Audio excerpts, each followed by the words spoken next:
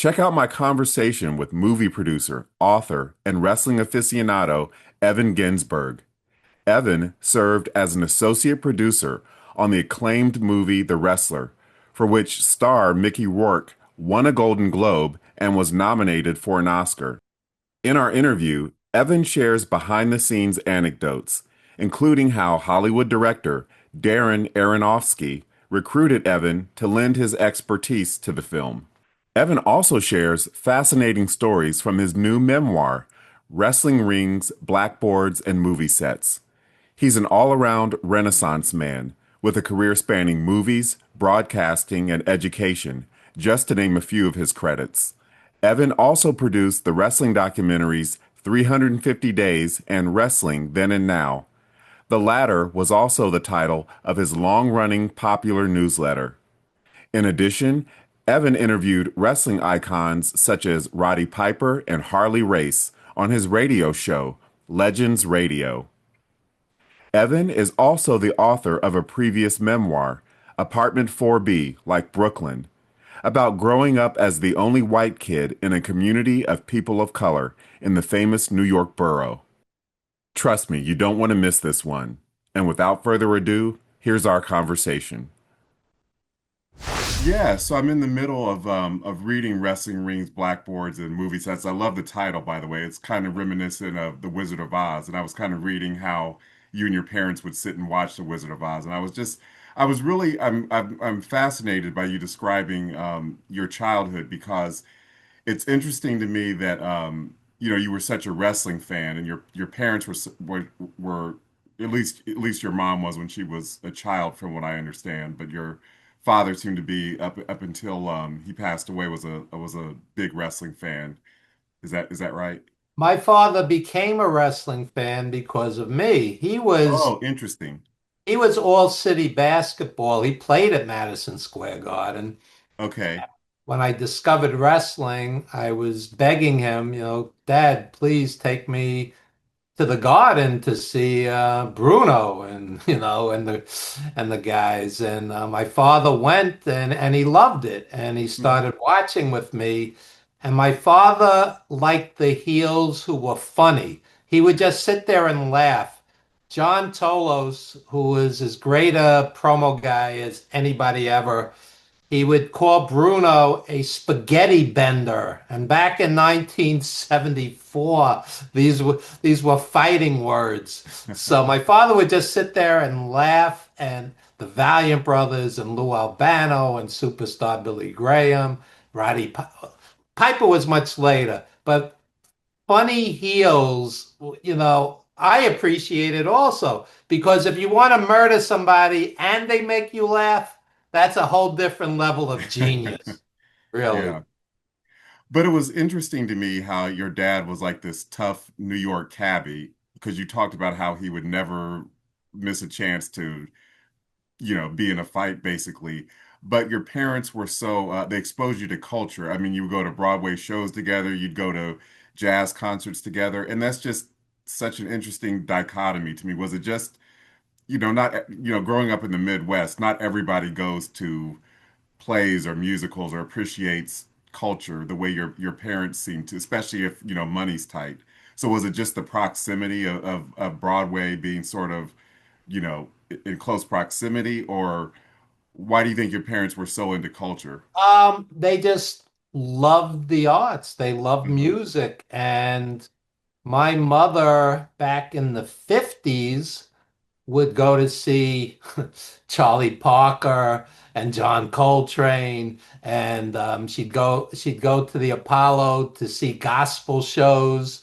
You know, the I'm talking, Sam Cooke and the Soul Stirrers. I'm talking like the absolute legends. And my mother said she lived at Birdland, the number one jazz club in the world at the time.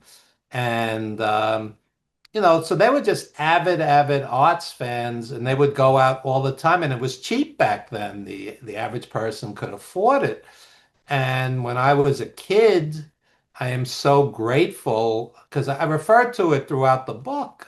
Even in the thank yous. I said thank you to my parents who are both gone now. Thank you for the good ears Hmm. because they took me as a kid.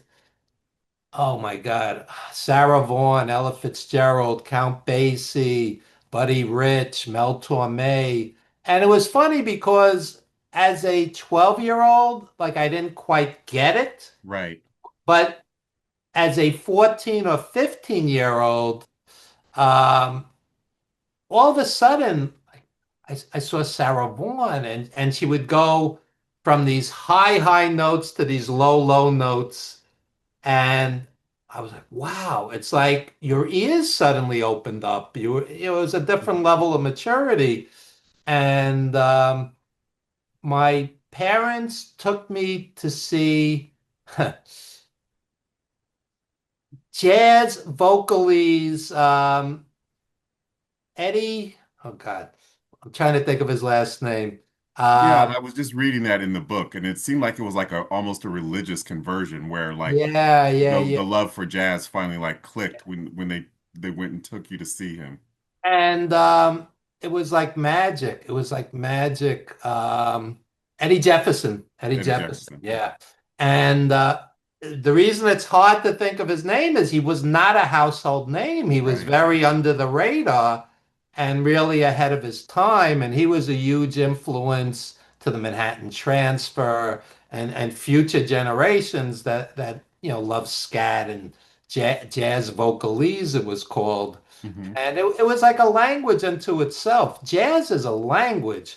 And as your ears matured, I started listening to Sun Ra, Art Ensemble of Chicago, Cecil Taylor, the avant-garde guys, the guys who were out there. And they were amazing. Don Cherry, um, these guys were I'll tell you, it's interesting. If if you're a music person and you actually know the Hmm. history, Hmm. Louis Armstrong, who for obvious reasons was revered, the guy who basically started it all, or just about.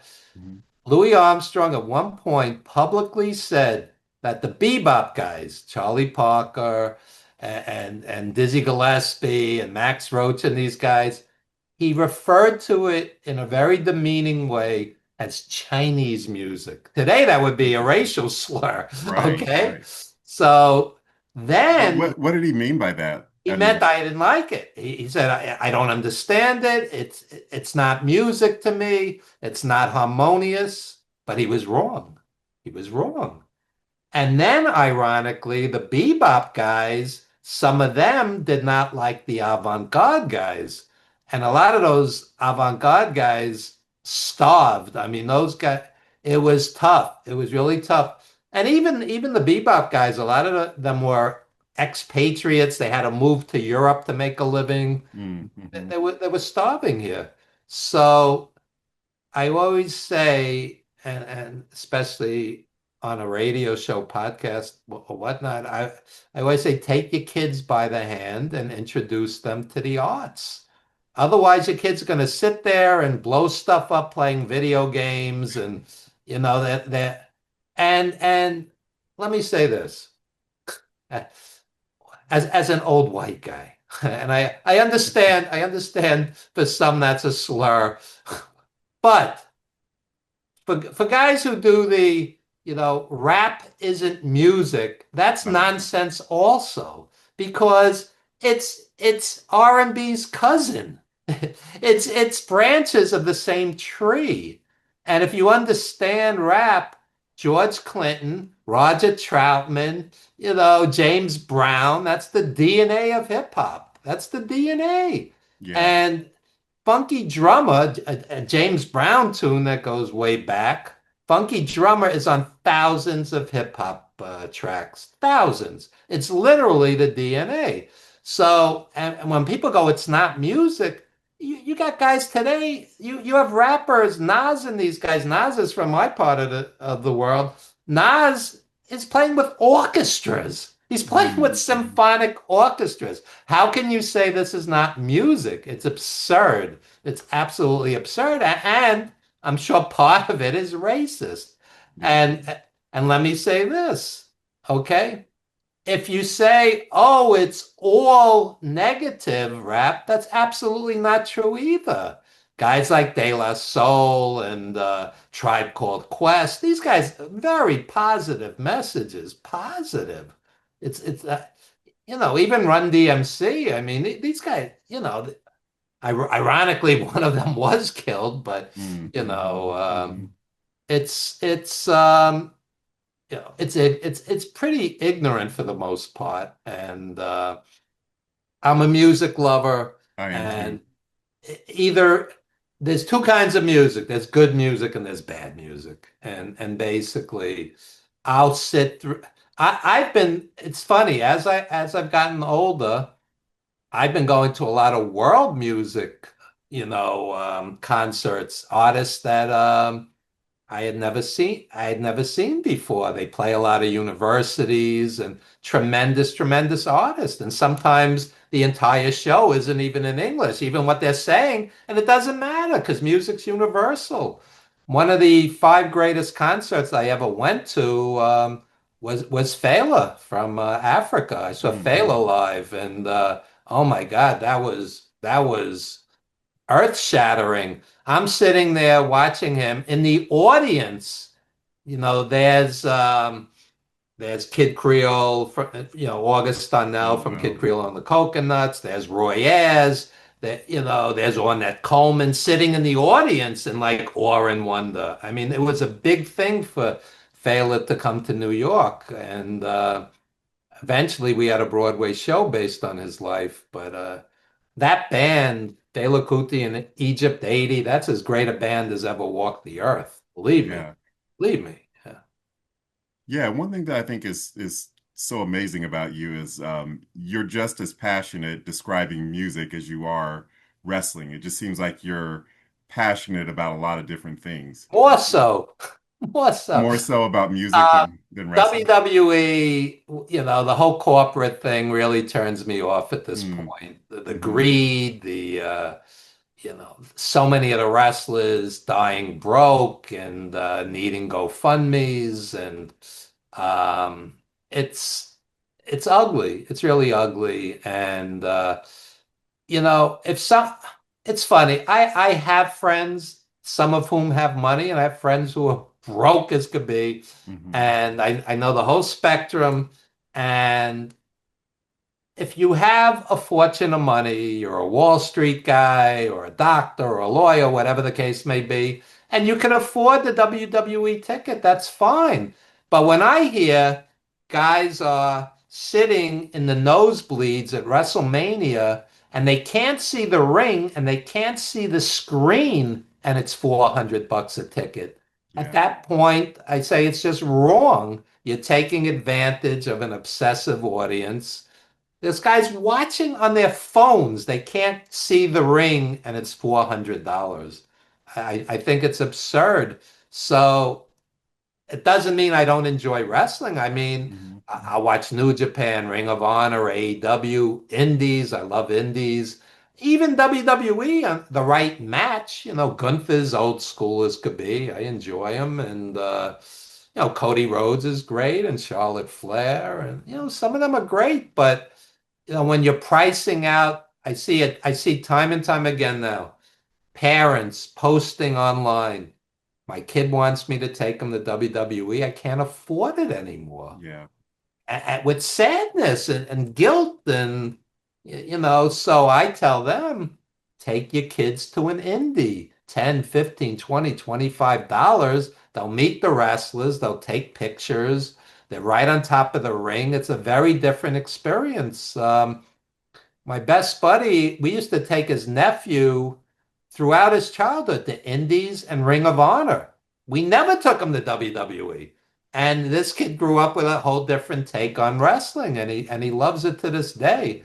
And later, a lot of the Ring of Honor guys became huge WWE stars. So he was like, wow, I saw this guy when nobody knew him or, under the radar. So I love wrestling, but to me, I'm more passionate at this stage of my life. I'm also discovering a lot of rock bands that I never experienced as a kid because I grew up in a black neighborhood. So I grew up on Mhm. R&B, blues, jazz, Mhm. funk, much more so than rock. And now all of a sudden I'll go see Ian Anderson from Jethro Tull or whatnot. This guy's a virtuoso musician, and um, I've seen some acts like Morrissey from the Smiths. I didn't Yeah. know from these guys. And all of a sudden, I'm watching Morrissey and he's doing like James Brown moves with the microphone and whatnot. I'm like, this guy's great.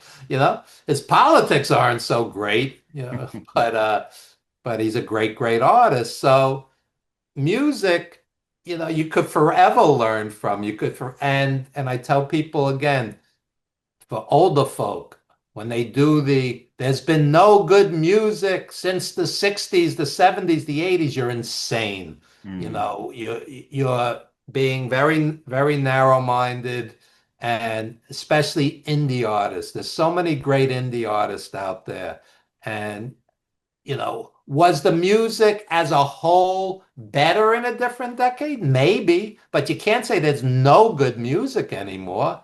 I'll go see acts like Maxwell, Lettucey, Avery Sunshine. These are tremendous, tremendous world-class performers. And, when you see Maxwell in an arena, he's got pictures of Al Green from the 70s projected on the screen.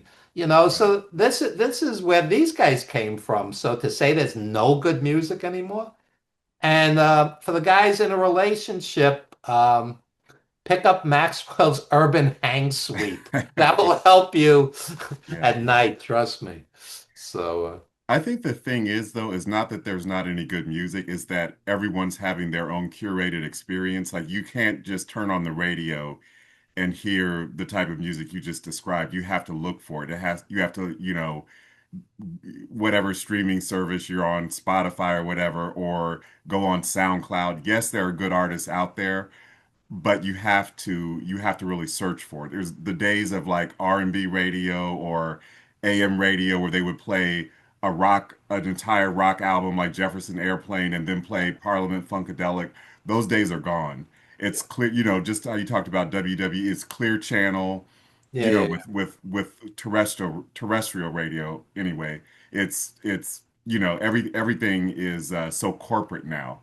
So Yeah. unless you're Beyonce or Taylor Swift, there's no one who's breaking through to the masses who you could say, okay, I'll go see them in concert. And you talked about wrestling tickets. I mean, if you want to go see a top artist, you're going to pay several $100s, unless you're in the nosebleed seats. Yeah, I mean, Live Nation every summer has their $30 sale, and I grab a bunch of tickets. I'm going to see George Clinton. I'm going Oh to wow. see Steve Miller with the Rascals. Rascals, Blue-Eyed Soul. The Rascals were great. I got tickets for Charlie Wilson with El DeBarge. El Oh DeBarge is wow. a great live performer. Charlie Wilson, El DeBarge, KC from KC and JoJo, and Babyface, all on one bill, 30 Wow. bucks. Wow. So, it's a choice if you want to spend $800 to see Beyonce or Taylor Swift.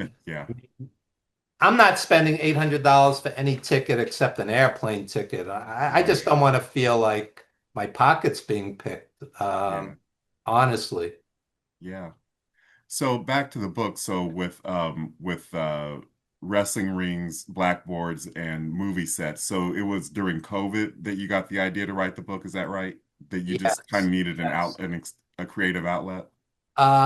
The title comes from the fact that I've juggled three careers, Hmm. filmmaker, teacher, and in the wrestling industry, I've been an editor, a publicist, an agent. I booked all the legends for appearances. I've even done heel managing, anything and everything, play by play. So I've always juggled these three very different careers. And so I'm teaching one day. I teach English as a second language in immigrant communities. And don't Hmm. even get me started on the deportation thing. That'd be a show in itself. Yeah. Oh my God, how horrific. That whole thing is disgraceful. Yeah, it was. So I'm teaching one day, and my boss calls me. We're shutting down because of COVID. We're shutting down. Okay. Now, your audience won't know this, but I was very late for the show tonight. I apologize because I regularly exercise, go to the gym, and it's 100 degrees here, and I fell asleep and I missed my cue, but Yeah, no we're here. worries. Yeah. So, so I go to the gym and they tell me they're shutting down. They're shutting down. And I go to my favorite little diner in the neighborhood, where you feel at home and they know what you like, and they're closing down. We can't afford to make it just on Mm. takeout during COVID, etc. So on. I'm a movie buff. They shut down the local theaters. I mean, everybody lived it, but New York, because of the immigrant population and our two airports, Kennedy and LaGuardia, we were, with the exception of China, the epicenter. 800 people a day were dying of COVID. 800, okay, in areas that I taught in. And I had 5 friends die. And it was just, you could see we're in New York. You could hear we're in New York. You have the sirens out there. That's a stereotype. But it was a brutal, brutal stretch. And next thing I know, I'm teaching on Zoom, and you have like 20 screens, and 10 of them are darkened. You hear dogs barking, babies crying, kids talking to the parents. It was not ideal. It was very difficult. And it's not the same experience staring at a screen as it is working with a classroom full of people. So it was a rough, rough period. And I just said to myself, I felt like I had an ankle bracelet on. I felt like I was under house arrest. Mm-hmm. And then there was the fear we didn't know in the beginning. My wife comes home one day with COVID, and I'm freaking out. I don't know if she's going to live or die. Then I get COVID. Mm. And it's just fear. So I'm sitting on the couch and my brain is going, I have to go to the bathroom. And my body's going, I don't have the strength to get up and walk to the bathroom. That's how sick I was day one. But by day 4 or 5, I was fine. And so was she. I guess good, good health, and we beat it, Working but out. 5 of my Yeah. friends didn't. And it was just a horrible time. And I just sat there and wrote over 100 stories, basically every day, writing a different story and then honing it and then putting it in some kind of chronological order that made sense and then tying it up with a little ribbon at the very end with the last 2 stories, kind of tying it all together. And one of those stories is called Sunny. And there's a very famous song called Sunny by Bobby Helm from the 60s. And it's one of the most covered songs of all time. Hundreds and hundreds of people have covered that song. Did Jose Feliciano cover that? Because I know a I version. believe so. Okay. I believe so. But close to 1,000 people covered it, so most likely, yeah. And he was huge in that era. He's a great live performer too, by the way. Yeah. So, and he's still out there, and he's no Hmm. kid. Guy's great. So every time Sonny would play on the radio, my mom would get like misty-eyed, really like emotional. And I was a kid. I was a little kid. I didn't get it. And then as I got a little older, she started telling me she had a friend named Sunny who was an actress, and she was her closest friend. And Sunny would invite all the actors over to her house and make like a huge pot of spaghetti because they were all starving, and she would feed everybody. And some of them included John Cassavetes, Wow. John Cassavetes, Peter Falk, okay, and One day she brings Brando over, Oh my Marlon God. Brando, and he was famous already. Cassavetes and Peter Falk and those guys weren't at the time. This was in the 50s. And Sonny was a kleptomaniac. Kleptomaniac. My mom would say, no, I like that lipstick. And next thing she knew, Sonny would steal it and give it to her. And my mom's like, don't do that. Don't do that. You're going to get arrested. So Sonny died at age 34 of cancer. So every time subsequently, when my mom heard the song, she thought of her and got very emotional. So out of curiosity, I did a little research on the history of it because I like music. Whenever I like an artist or a song, even with actors, same thing. I like to learn a little about them. Um, Bobby Ebb, his brother was stabbed to death in a bar fight, and at the very same time, Kennedy was assassinated. And right after that, after these two traumatic incidents, he wrote Sonny because he wanted to write something very, very happy for himself as therapy and for the country. And the song just blew up. It was huge. And it's 2 minutes and change. It's what we used to call, the perfect 3 minute pop song, perfect 3 minute pop tune. And the punchline to the story is now when I hear it, I get emotional because my mom's gone. And I think of her like she thought of Sonny, and it sort of connects us between time and space. And that's one of the stories that ties the book together because a lot of the book is honoring late friends, late heroes. Not all of it. I don't want to make it sound all grim, but Yeah. and yeah, that's how I tied up the book.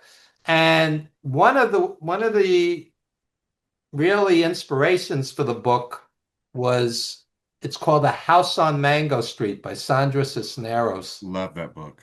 It's a Yeah. beautiful book. Beautiful book. You've read it. I'm Yes. impressed. I'm impressed. Yeah. And Sandra Cisneros is still alive, and she teaches writing in college. I believe in Texas, I believe. And she she wrote all these really short little vignettes about her family, her neighbors, her friends, from a teenage girl's perspective. And some of the stories are a half page, one, two, three, 4 pages, and it's like poetry. It's just beautiful. And I've taught it for many years in English classes and in English second language classes. And what's interesting about House on Mango Street is, like Mark Twain, it could be read on any level, from kids or teenagers. It's told from a teenager's point of view. High school students, college students, English second language students, adults, anybody can read and enjoy this book. And I said, that's what I would like to try. And I'm not saying I'm as great a writer as Sandra Cisneros, but I do know I can move people with words. And some of these stories in this book will tear your heart out because it's about loss. It's not all of it, some of it, losing, people that are really dear to you. And I'm in this strange situation where some of my heroes became my friends, and they're famous. Johnny Valiant's in the book, Killer Kowalski, Nikolai Volkov, etc., so on. And every time you turn around, because they're famous, this is the anniversary of their death, of their birth, of some title they won, or some historic event. And they're constantly there. Lanny Poffo used to sleep on my couch. He was a dear friend. And Johnny Valiant used to sleep on my couch. As an agent, we would get up in the morning and hop on a plane or a bus or a train or get in a car and, go to the next gig. And One of the stories I tell in the book, it's called My 9/11 Plane Ride with Johnny Valiant. And we I book him for an autograph appearance in Philly, and we get on this little puddle jumper 20-seater to go home. And as we're getting on the plane, we look at the pilot, and this guy looked like Lee Van Cleef. He looked rough. The guy looked rough. And it's 9/11, 2003. So 2 years after the fact to the day. So this is fresh in our minds. Yeah. And we're thinking, this guy doesn't look GQ like most of these pilots. This guy looks like a bad guy in a spaghetti western. This guy looks like the guys Chuck Norris, terrorist Chuck Norris is shooting in some 80s Cannon movie, you know? So we're hitting turbulence, and I'm looking at Johnny. Johnny's looking at me. I'm going down, Johnny. Is this going into the ocean below us? So obviously that didn't happen, and we were fine, and we laughed about it, afterwards. But yeah, these guys were heroes and they became friends. I'm a kid watching them at Madison Square Garden, and you never imagine Jimmy Valiant became a dear friend also. He's still with us, luckily. And Jimmy Valiant has a wrestling school in Shawsville, Virginia, and I write about it in the book. And I said it's like Shangri-La. He's got a wrestling school on top of a mountain, and you look from the mountain and you see nothing but mountains. It's like you've climbed the mountain to meet the guru, for wisdom, these kids learning to wrestle.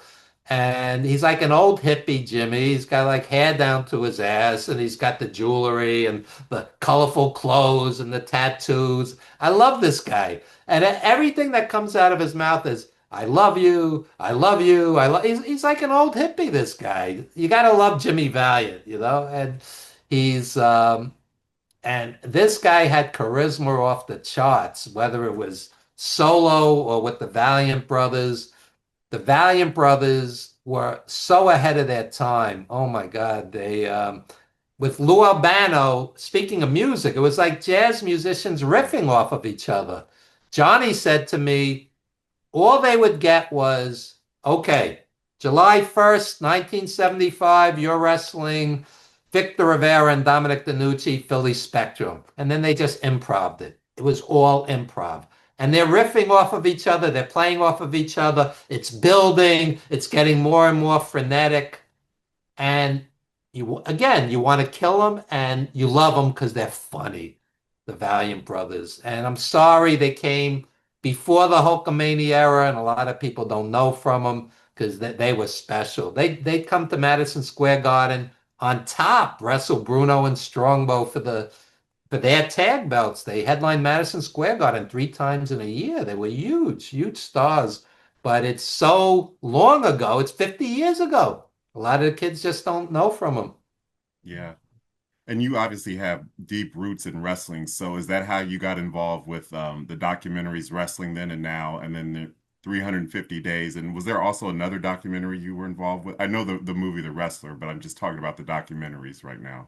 I've been interviewed for a bunch of documentaries, but as an agent, a filmmaker thought it was interesting. Mild-mannered teacher has all these crazy wrestlers, wrestling fans, wrestling people surrounding him, Yeah. and thought it would be a interesting film. So we ended up doing Wrestling Then and Now, and there's Nikolai Volkov and Killer Kowalski and Homicide. Um, Homicide, interesting guy. I mean, Homicide came out of a wrestling school called the Doghouse. It was the border of Brooklyn and Queens, tough, tough neighborhood. And Bobby Lombardi, local promoter, took these kids off the street, really saved some of them. Music has saved kids, wrestling has saved kids, boxing has saved kids, in some tough areas. And Bobby Lombardi is one of the unsung heroes of pro wrestling. And he weaned guys like Homicide and Low Key. And some of these guys, really made it in the business, different levels. And Bobby Lombardi's in wrestling then and now, Homicide.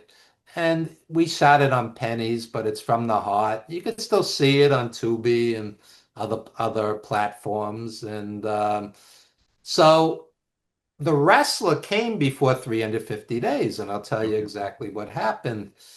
I'm sitting as an agent. I booked Johnny Valiant and Nikolai Volkov for an autograph appearance, and all of a sudden, the executive producer's best friend, people get confused with these titles. Executive producer is the money guy.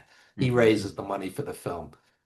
I was the associate producer on The Wrestler. I was the wrestling guy. Anything wrestling related, I dealt with.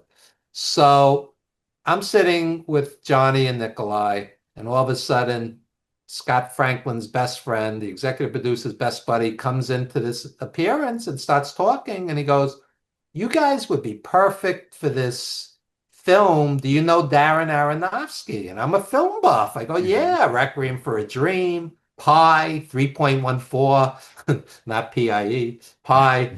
And yeah, I love Aronofsky. And he says, let, let me get your information. Let me get your card, and we're gonna be in touch. And like 6 months go by. I almost forget about it. And all of a sudden I get a call from them, and they're like, bring anybody you like, anybody you want to the meeting. And we just want to meet you guys and talk. So I bring Nikolai's real life manager, Nikita Brezhnikov, Tiger Khan, who wrestled for the Hearts up in Calgary, and Johnny, Nikolai, Nikita, Tiger, and myself. And Johnny was a stand-up comic, and he had them rolling. And Nikolai was a warm and really funny guy, nicest guy in the world. When Nikolai died, Bret Hart said, quote, "Nikolai Volkov was the nicest wrestler I ever met."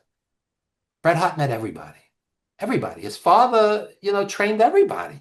So we're just laughing and eating and drinking. It was like a party. It didn't even feel like a business meeting by the time it was over. And I knew it went well. But again, like 6 months go by, I don't hear anything. And all of a sudden I get a call and I meet with Scott Franklin. We'd like to offer you the job as associate producer. Anything wrestling related, you're going to handle it. I said, absolutely. I mean, it was the opportunity of a lifetime and a great, great experience. And I was even helping with the manuscripts, not writing it, but checking the wrestling content that it rang authentic, that it rang true. So, for example, in the initial manuscript, Randy the Ram is blading himself and everybody's watching. All the wrestlers are watching. I said nobody would be watching. Nobody would care. It's just another day at the office. Nobody would care whatsoever. So they took that out. So for about 6 months before we started shooting, I would take them to different wrestling events, conventions, anything and everything wrestling related. And we go to this convention in Jersey. It was kind of like, it wasn't, but it was kind of like the WWE Hall of Fame. Moolah, Mae Young, Samoans, Tony Atlas, Johnny Valiant, Nikolai, Iron Sheik. And there's nobody there. There's nobody there. There's more wrestlers and vendors than fans, to the point where Iron Sheik's head is down on the table sleeping. That's how dead it was. And Aronofsky is not some spoiled rich kid. His mom was a New York City school teacher. He's a regular guy, just talented and driven. And he kept going, "Evan, where is everybody?" Like sad, like where is everybody? Because he felt for these guys. This is like after the glory. You Yeah. had all these incredible wrestlers that would fill Madison Square Garden, who headlined Madison Square Garden, and nobody's there. So next thing I know, I get the next edition of the script, and there's the scene in the script, a really sad autograph convention. Now, finally, we're shooting the wrestler, and I'm on set, and I'm looking at the tables, which was mostly my merchandise because we Oh, used to wow. work all the conventions. And I said to Darren, it wouldn't look like this. It's too neat and tidy. It would be all messy like a flea market. Every inch of the table would be covered. So I'm actually doing a little set design, fixing the wrestling merch, and I'm standing there, and Aronofsky suddenly gets this smirk. He goes, Evan, come here. And I go, yeah. And he goes, I want you to talk to all the wrestlers in the scene, walk up to Mickey Last, ask him for an autograph and a Polaroid. So I'm like, oh my God, I've never acted in my life. I've never even done like a high school play. All of a sudden you're on a set, there's 125 people, there's giant cameras. Mhm. And Mickey walks over to me, whispers in my ear, very casual, nonchalant, just improv it. I'm not an actor. So You say Mickey, and of course you mean Mickey Rourke. Mickey Rourke, Yeah, yeah, yeah, Mickey Rourke, who won the Golden Globe and was nominated for the Academy Award. yeah. So for that movie. So I walk up. This is interesting. There's only two actual wrestlers there. It was Johnny Valiant with his head down like Iron Sheik, recreating that, and Manny Yarborough, who is a friend of mine, 800-pound black sumo. He was in early UFC. He lived in Japan and trained as a sumo. The guy was 800 pounds. You can't imagine how large this guy was. He used to hold the wall to like balance himself because the weight was, he died young. You can't carry that kind of weight. He died in his 40s. Lovely guy, lovely guy. So anyway, I talked to Manny, and then I walk up to Mickey, and the whole time I'm thinking, what am I going to say? We're improving it. And I said, well, what would I say to a legendary wrestler? He's playing a legendary wrestler. So I go, I loved you as a kid. I saw you at Madison Square Garden. Can I have your autograph? That's exactly what I would say to a legendary wrestler. So he's improving. He looks at me and he goes, what's your name? So now I'm thinking again. And just instinctively, I go, Evan. And it dawns on me how utterly surreal this whole thing is. I'm playing myself in a fictional movie. In a fictional movie. And later, he's nominated for the Oscar. How many actors have have been in a movie where the guy wins the Golden Globe the first time you're acting on top of it? All right. It was the whole thing was magic, and Aronofsky's a great guy. And so shoot ahead a year or so, and we're at the New York Film Festival, very prestigious, Lincoln Center, 2,300 people, $40 a ticket, sold out. I'm sitting there with my girlfriend, who's now my wife. And I don't know if I'm in the film because I'm not doing the editing. I'm the wrestling guy. So I'm sitting there, and all of a sudden she's looking at the screen. She's looking at me. She goes, "That's you. That's you." And it was very surreal, and even more special that night. The scene where Randy the Ram says to his daughter, I'm just a broken down piece of meat. Mhm. I Mhm. look around me. Everybody's crying. Everybody's crying. I'm like, we spent 7 years off and on this film. 7 years from the time I met them to the time it was in the can. Wow, this works. It works. You can't fake crying. The whole audience is crying. And the film ends, and it's a spontaneous standing ovation. And I got chills. I'm like, you know, we worked hard on this, and none of us got rich from it. This film, I was at the funding meetings. We wanted $18 million. We only got six. Mickey's star had waned at that point. And $6 million today would be like the food budget on the Avengers or Spider-Man or Yeah. whatever. It was an indie film, and But my friend, an educator, he said to me, he said, Aronofsky putting you in that film, that was his gift to you because it'll be there forever. Because 100 years from now, people will watch that film because of Mickey's performance, and they'll cry 100 years from now after we're all gone. It's a little piece of forever, and that's very special. It means more to me than the money. And I mean, we all got paid, but none, like I said, it wasn't a Herculean sum. They didn't have a huge budget, so. Yeah, that had to be amazing. It's like everything came full circle. The things you love, wrestling, and you talk about being a movie buff. Those things coming together, like you said, being part of something that will live on forever. That had to just be an amazing experience. It was, and Mickey was very gracious. I never saw him say no to a picture or an autograph from anybody that approached him. And yeah, it was pretty surreal because Aronofsky says to me, Evan, we're shooting 7 5-day weeks, 35 days. We need you. And I go, Darren, I can't take off 35 days from teaching, you know? And his mom was a teacher and he understood. He understood. He said, he said, are you available weekends? I go, absolutely, absolutely. And I used some sick days, whatever, I made it work. But so he was understanding and just a good person and a great, great artist. If you saw The Whale recently with Brendan Fraser, Hmm. um, oh my God, Brendan Fraser is playing a 600 pounder, and it's absolutely heart-wrenching. And I saw this in a theater, and nobody could get up. We were so emotionally drained, we couldn't get up. And that only happened two other times that I could think of. Um, I there's a film. It's called the Before trilogy with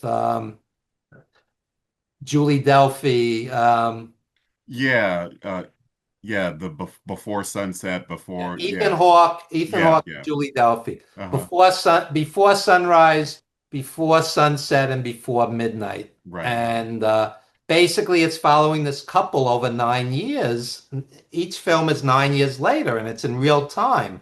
So you're seeing them in their 20s, their 30s, and their 40s. And a lot of the dialogue was improv, and it's incredible. So in the last film, that spoiler alert, they're not doing well, Mm, and they have this brutal, argument, and it was like we couldn't move. We couldn't get up.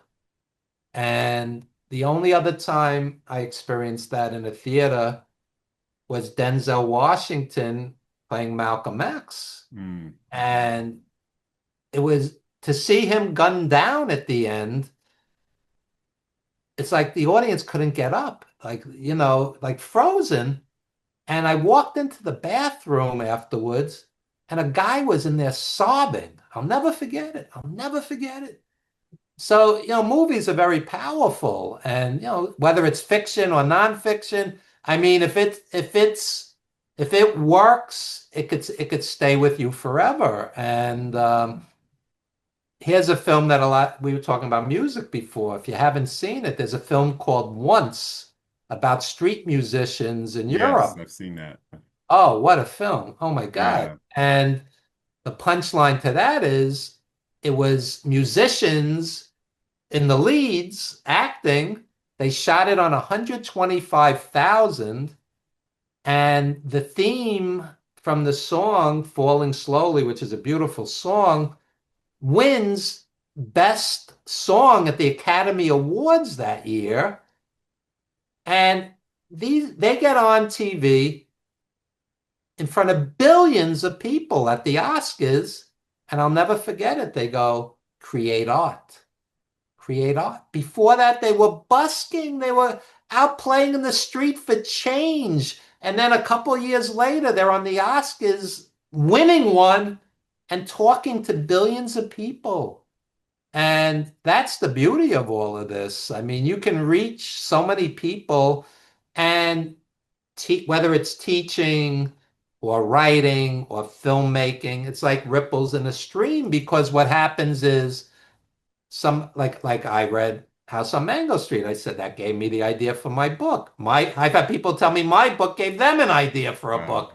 Uh-huh. And it's and as a teacher, I'll bump into students in the street, on a bus, on a train. I've taught thousands of people. I just bump into people and they'll go, "You helped me get my GED. You helped me get my college diploma. You taught me English.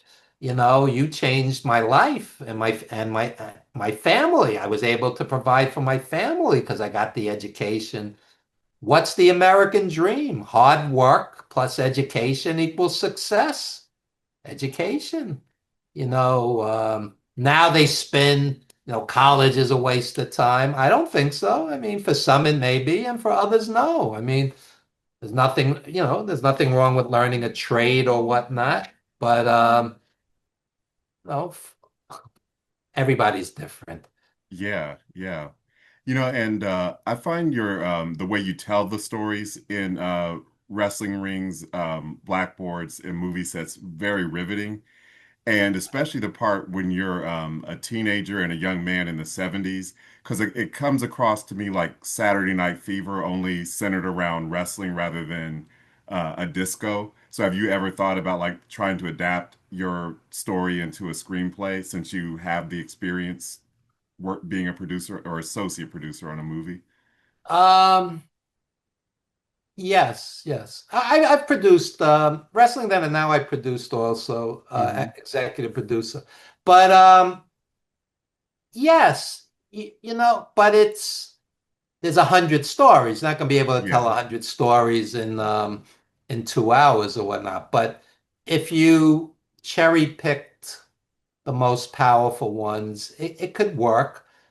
I wrote a book, Apartment 4B, like in Brooklyn, about 2002, and I gave it to Aronofsky, and he saw the value in it. But Aronofsky's films are so dark. yeah, Requiem for a Dream, the refrigerator's chasing the housewife around the apartment.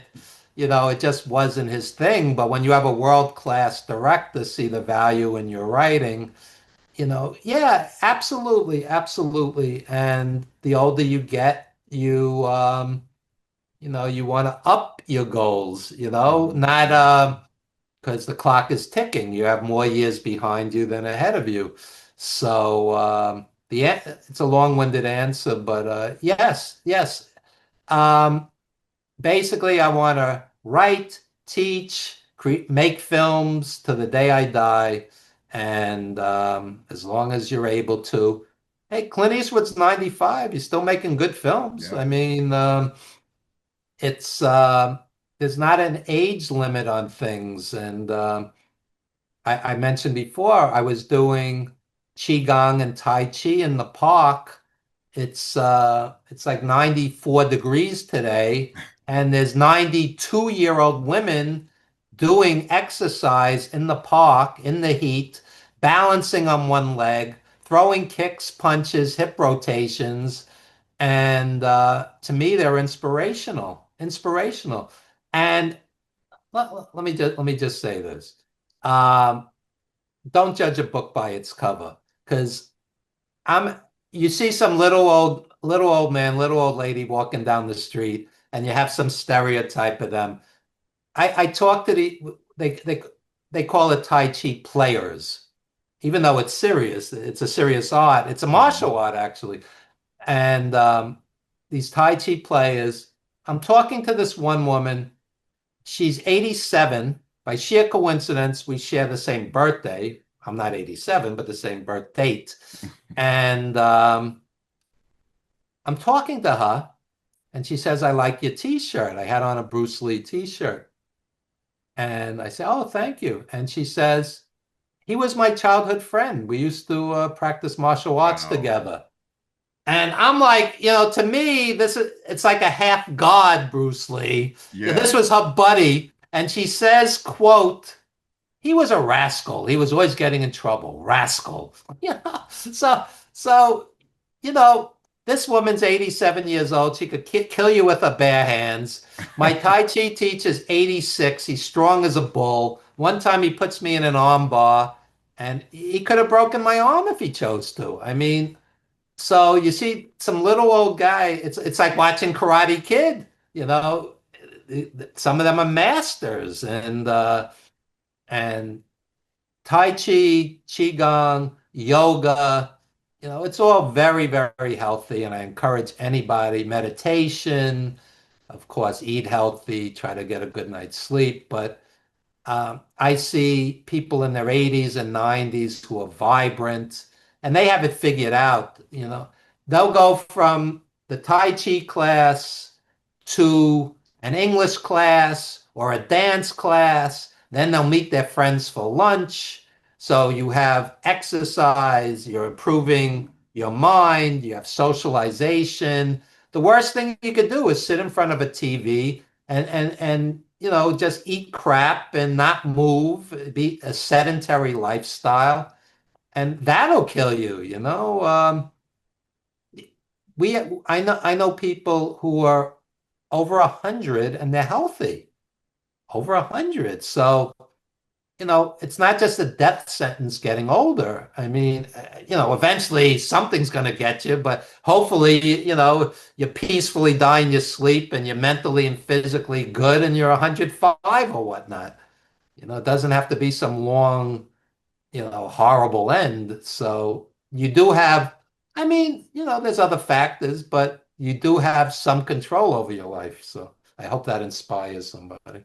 Yeah, I wholeheartedly agree with you. One of the people who inspires me is Ernestine Shepherd, the bodybuilder, the 80-something-year-old black woman I know who bodybuilder. you're talking about. Yeah, yeah, Yeah, yeah. like the oldest. She made the Guinness Book of World Records for being the oldest competitive bodybuilder. And she I mean, she started very late in the yeah, she started when 60s. she was like 56 Yeah, because yeah, yeah. she and her sister were just like you said, sitting around like couch potatoes. And then after her sister passed away, she made a vow that she would carry on the legacy of what her sister I know had. exactly who you're talking about. Yeah, yeah. Very lean and ripped. Yes, Yeah, yeah, yeah. yeah. So yeah, and I think there's this thing in society where it's like when you turn 40, you're supposed to start joking about how you're slowing down and you can't do this anymore and you can't remember anything. And I just think it becomes a self-fulfilling prophecy. And of course, there's diseases and there's genetic things that you can't always control. But like you said, so much of it is, with diet and exercise and just staying active and staying interested in life, I think has a lot to do with it.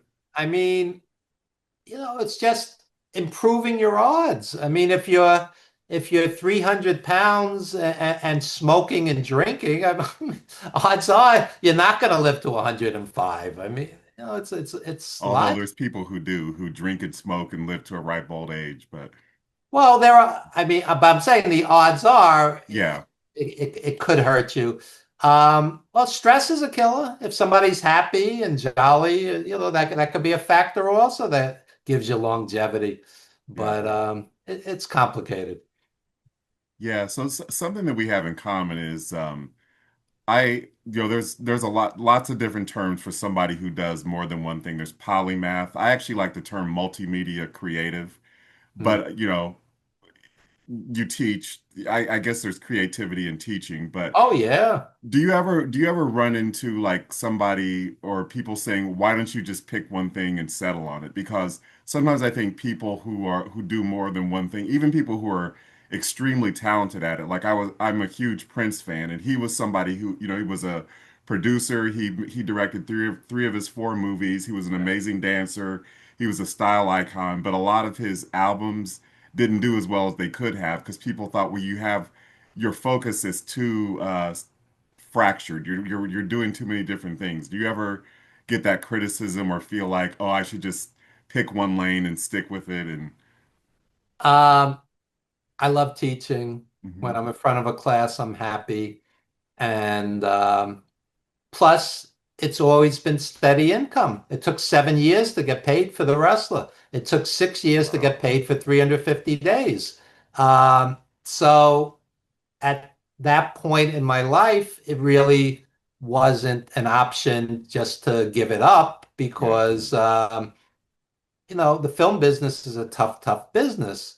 Um, And the wrestling business is a tough business. And they're all, I mean, teaching kids is not easy either. I prefer adult education. I teach adults English second language. What I do find that I don't like is you meet somebody for the first time, and what do you do? Oh, I'm a film producer. Oh, wow.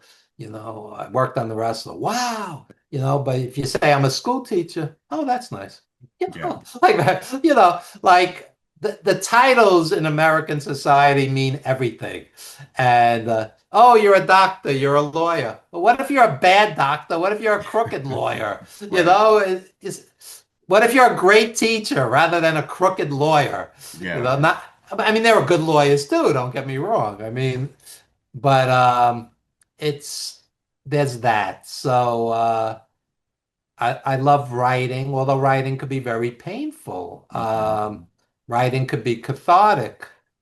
Um, Artist of any kind. I love Prince. I was at Madison Square Garden, mid 90s. It was Prince, Larry Graham, and Shaka Khan all Wow. jamming together. Wow. I'm like, this is one of the greatest things I've ever seen, that I've ever seen. If you've never seen Larry Graham live, originally with Sly and the Family Yeah. Stone, Yeah. Larry Graham's an absolute showman. Another time I see Prince, he has Maceo Parker with him, and they're Yes. blowing the roof off Madison Square Garden.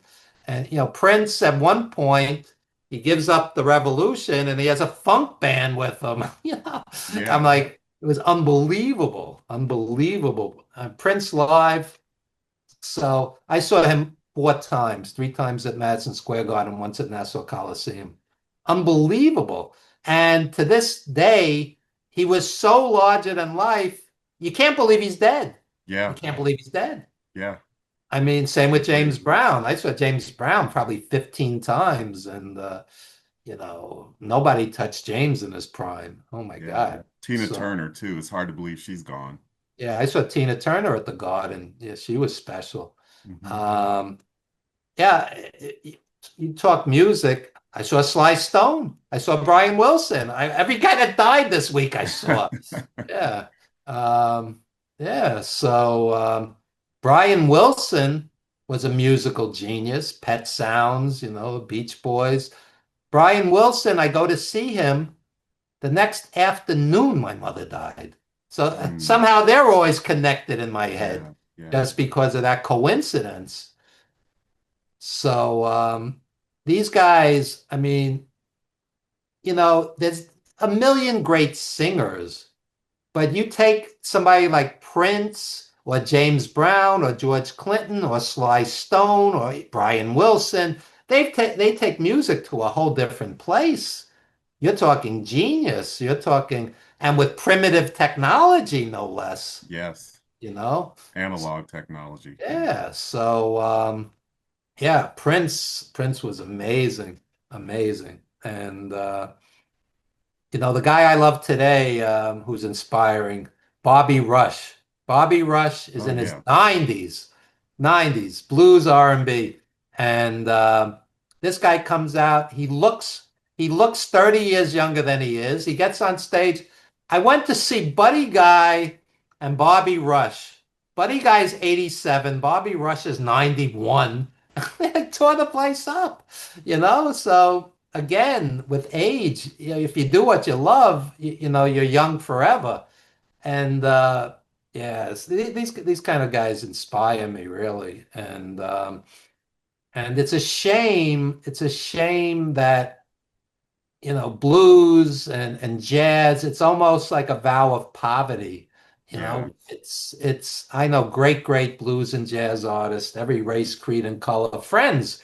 And they'll tell me things like, I never broke 30 grand, Hmm. and these are master musicians. It's unless you're a Buddy Guy, somebody on that, Mount Rushmore type, it's tough out there. It's really a tough road, and they'll book a tour, and if one or two gigs fall through, they have to cancel the tour because Yeah. they it's just can't be profitable.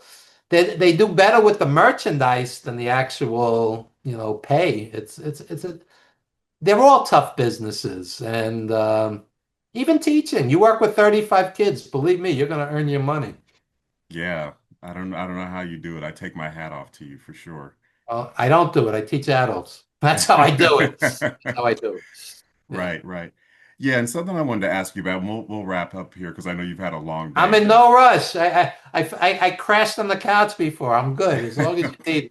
okay, good.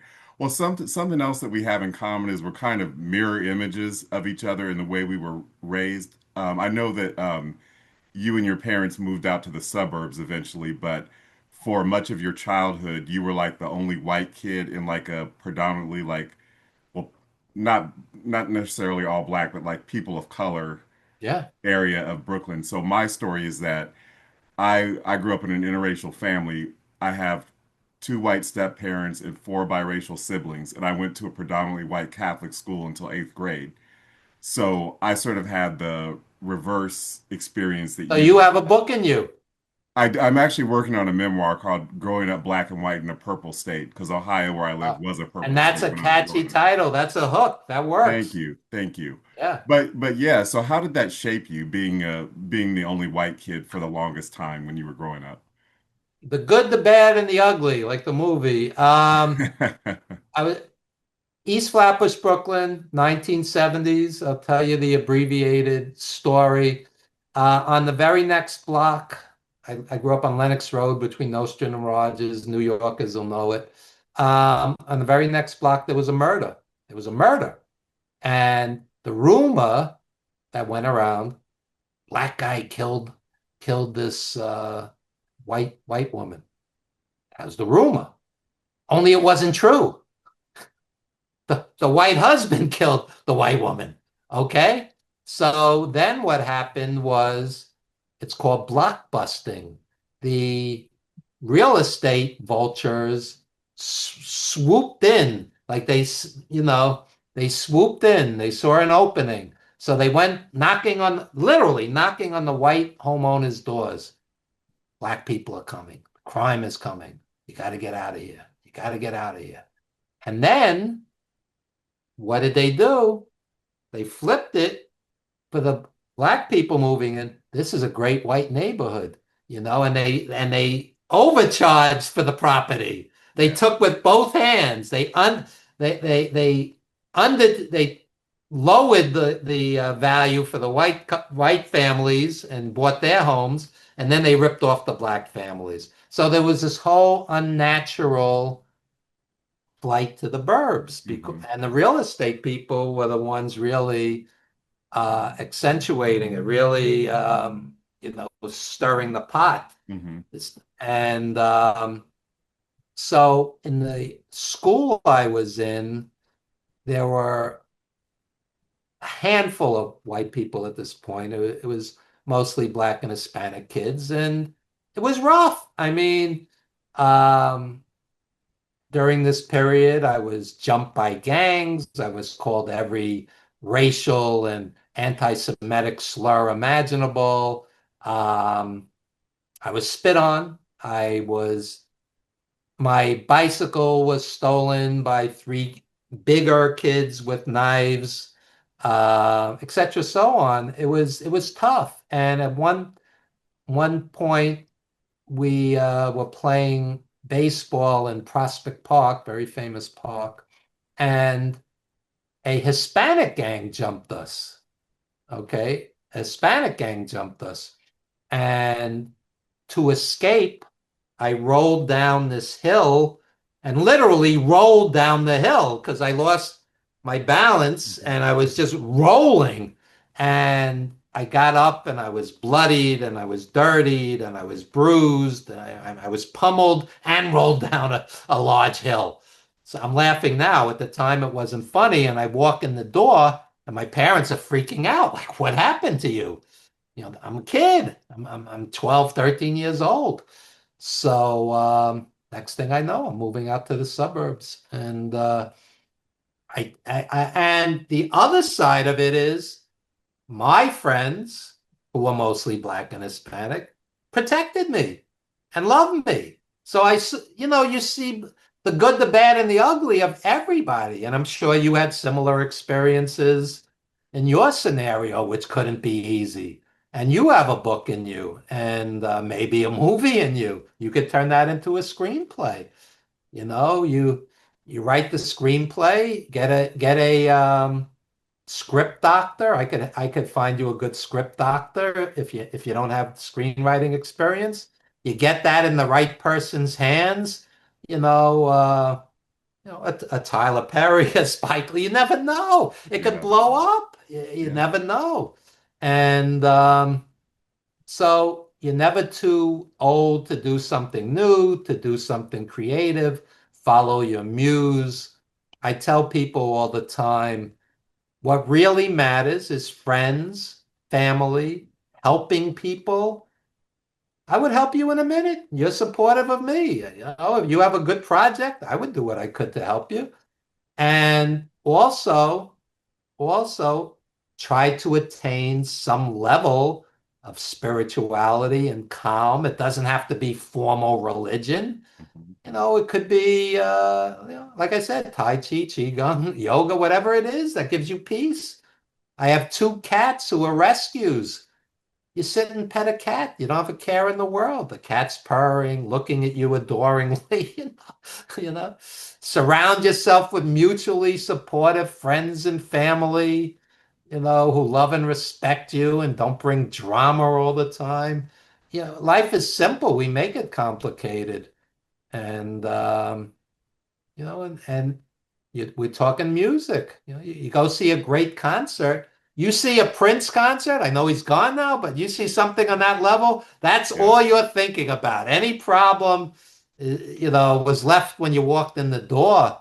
And concerts are magic. It's yeah. yeah, for sure. Well, Evan, what projects do you have? What are you working on now? Um, I am putting together a documentary project. Um, It's going to be about people who devoted their lives to pro wrestling. Legends, fans, journalists, wrestling legends themselves. And that's what I'm currently, nurturing. And there's another documentary that's in the can, but I can't really talk about it yet because I'm a hired hand. But that's going to be out later this year. Well, also wrestling related. And right now, I'm doing a GoFundMe. Yeah, this is an interesting family. My friend, um, my friend Chris Michaels, he's wrestled in WWE, ECW, early ECW champion, before Paul Heyman, when Eddie Gilbert was booking. Um, he worked for Herb Abrams, UWF. His dog just had a $7,000 surgery. The Oh dog my had a God. tumor. And this is interesting because I'm very Democrat, liberal. This guy is a Republican, um, Trump voter, gun owner, etc. Mhm. Everything that, the opposite of me. But, but, white guy married to a black woman, raising her two kids, his stepkids, and the warmest, kindest guy you ever met. So, Interesting.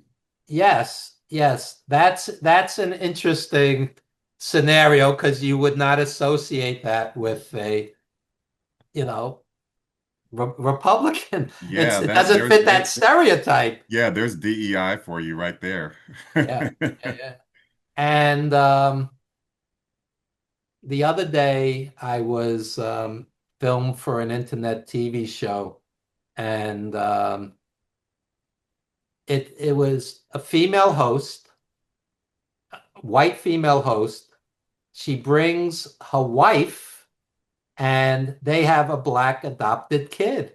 And I said to them, "You have an interesting show." I Yeah, said, I said, that is an interesting family and would open the eyes of a lot of racist, homophobic people, because you have a beautiful family, a loving family. And, they're shooting me in my home. My wife's Korean. I'm Jewish. She's Christian. So I always say, people are people. People are Yes. people. And when I teach ESL, you have students from enemy countries sitting together, learning together, laughing together. We'll have parties together, end term parties and such. And it's beautiful. And I say to them, this is the real America, not what the politics, spinning, turning people against each other.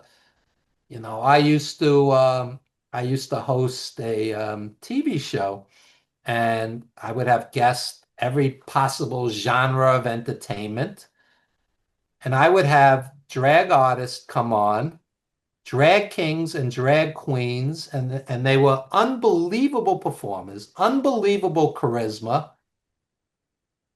I have no problem with them reading to a kid. Hmm. I'd much rather have them than some religious fanatic. Yeah. You know, what's the issue? What's the issue?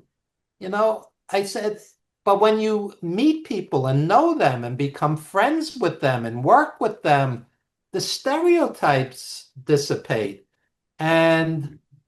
the whole libtard versus deplorable, left wing versus right wing. When you talk to moderates who go, you know, I don't like the extremists on both sides. Right.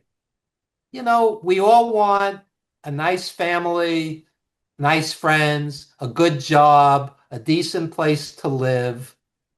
And even with religion, if you look at the history of the world, religion caused more wars than anything. I Yep. mean, Look at it. I mean, look at the world now. oh yeah. Yeah. So I'll say religion, I'll say to my adult students, because I'll have Muslims, I'll have Jews, I'll have Christians, I'll have atheists, they're all in the same room. I'll go, Buddhist, all different. I'll say religions are variations on a theme. You pray to somebody, you visit your family, you feast or you fast, you give gifts. I said, why are we killing each other over this? It's Right. insane. It's Right. absolutely insane. And, when you have the extreme right, you know, Jesus sent Trump to save America. Hmm. So I'm like, would Jesus deport anybody? Would Jesus build a wall? Jesus would welcome everybody.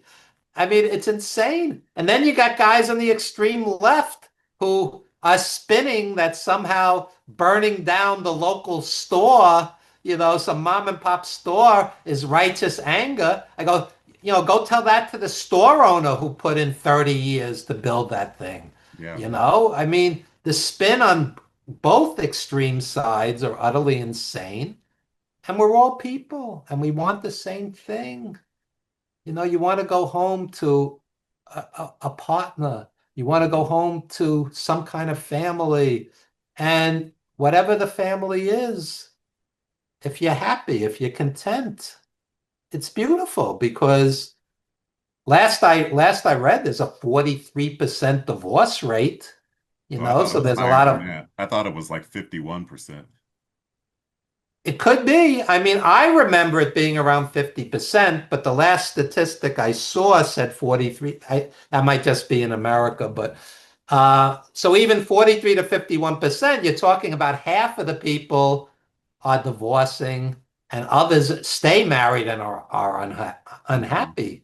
So, it's tough. So if you have your little piece of heaven there with the right partner and the right family, what's the difference? What's the difference? Who it is, the religion, the sex? You're happy, finding happiness. When we built this country, the pursuit of happiness. This was a novel idea. This didn't exist before, and we Yeah, are just who work we till are. you die, basically. Yeah. Yeah. Yeah, and one of the great regrets that people have is they work too hard. They didn't spend time with their family and friends and kids, and they didn't see their kids grow up. That's one of the great regrets. So, it's not just work, but if you're doing work, Chris, that's meaningful to you, you're writing your memoirs, and if it moves people, and what you're going to find once it's done, and I'm sure it'll be done well, once it's done, you're going to inspire people because people are going to say, I had an experience similar to that. I could write a book like that. I could write a play on that theme. I could make a movie on that theme. It's create art. Like the band was called The Swell Season. Oh, And, okay. yeah, tremendous live band, by the way, that did the movie once when they won the Academy Award. Create art. You're in the process of doing it. I'm always trying to do it. Creating content is not necessarily creating art. You have the idiot with the six pack of abs, or the woman with the cleavage. Would you sleep with me? And the 4,000th video that says the exact same thing. It's not really art. It's content. Yeah. It's mindless content. So shoot higher, and do something that moves people, that inspires people, that changes people. Um, you have an interesting story, and it may have been done, but even if it has, it was done differently, and it was a Right. different life story. And I've seen probably 10 documentaries on Muhammad Ali. If the next one is great, you could watch it. It's so yeah. Well, I appreciate you being so encouraging. And one thing I found so moving about your book is that, we grew up hundreds of miles away or thousands of miles away, away, I guess. And I feel like the way you convey your experiences is like you make your stories universal, even though they're specific to you. Um, I could relate to, your experiences growing up in the 70s with parents who loved the arts but didn't have a lot of money. And yeah, so definitely a good story is definitely universal. Absolutely. And take your kids by the hand to concerts, theater, film. Otherwise, they're going to sit and play video games and you know, Scroll, scroll, scroll on social yeah, media. scroll on their phone. And Yeah. there's more to life. And in any major city, there's tons of free concerts. You have to search it out, and it's there. It's there, and it could change a kid's life, because what will happen is the kid will say, I want to study an instrument, or I want to make a film, or I want to be in theater, or whatever the case may be. And even if they don't, Kurt Vonnegut said, create just for yourself. Just for yourself, create. It's healthy. It's you're putting not only painful things, but joyful things, and it's what formed you. It's what made you, your parents, your experiences. And the one piece of advice I would give you is, before you put the book to print, Uh-huh. is have unbiased people give you honest feedback. Yeah. Honest feedback. Because it's your life. They didn't live your life. So you might think something's obvious, and it might not be that clear, or whatever the case may be. And unfortunately, sometimes somebody will ask me for constructive criticism, and when I give it, they end up, really they were really looking for compliments. Issue for And if compliments. you have to be able to take constructive Yeah. criticism also. But yeah, you do the right book, and it could change your life, the right project, or change other people's lives by reading it. Yeah, that's great advice. You really do have to be objective and be able to like step away from your own story and only, like you said, only people who haven't lived your life can do that, can give you that feedback. something like The House on Mango Street, where you're inside the characters' heads. Hmm. What are they thinking? What are they feeling? What are they seeing? What, um, a great writer will put you in that room, will put you in that classroom, will put you in that scene, whatever you're describing. And it's like a little movie, great writing, a Hemingway or somebody on that level. It's not easy, but if it's from the heart, it's going to work. It's going to work. And if it's a unique experience, I mean, when I wrote that book, I needed to write that book because it was a lot of painful, putting a lot of ghosts to rest, a lot of painful memories, and you need to write it. It's like why'd you climb that mountain? It was there. It's like you need to write your book, and that's why it'll be special because it's real. It's from the heart. It's not a product. It's not WWE could pump out 200 movies. If 195 of them are crap, it is what it is. Um, so I I encourage anybody out there that's listening to tell your stories however you want to tell it. It could be a poem, you know, great poet. I'm not a poet. I can't write poetry, but maybe somebody else can. Write songs, whatever it is. It's the arts are really beauty, beauty, and wrestling when done well is an art, like anything else. Anything. Muhammad Ali was an artist. He's punching somebody in the face. Yeah. Art is art if you're doing something great. So Right, right. Well, Evan, I could just talk to you forever. If people want to keep up with you and your projects, what is the best way people can follow you? Is it Facebook or what are yeah, the Facebook, Evan Ginzburg. I have Evan Ginzburg's Old School Wrestling Memories. I have this I just started like a week ago, from the art house to the grindhouse, mini film reviews. Oh, I love that. Yeah, that'll turn people onto some really good and really bad movies. So you can check that out. And 350 Days about the wrestlers being on the road. 350 Days. Bret Hart, superstar Billy Graham. I was an associate producer on that. You could see that. It's Pretty on much Prime Video, I think. yeah, Amazon Prime, Wrestling Then and Now on Tubi, Pro Wrestling Stories. I'm senior editor over there. And my buddy who I was talking about, Chris Michaels, there's a GoFundMe for his dog, Pals for Pudgy, and his name is Chris Michaels, if anybody wants to help. Good man. And yeah, that's pretty much it, and Wrestling Rings, Blackboards, and movie sets. Check it out. I think you'll be moved. And we tell the whole story of the making of the wrestler, which has never really been told before, the behind the scenes. There's 7 or 8 pieces in there. Um, some crazy experiences making that movie. Aronofsky, we would shoot at Ring of Honor shows and indie shows, Hmm. and sometimes the fans didn't want us there. Really? We were interrupting their wrestling cards. At one point, Aronofsky had to get on the mic. Guys, let me do 1 or 2 quick takes. We'll be out of your way. So it was like really guerrilla filmmaking. It was a wild ride, I'll tell you.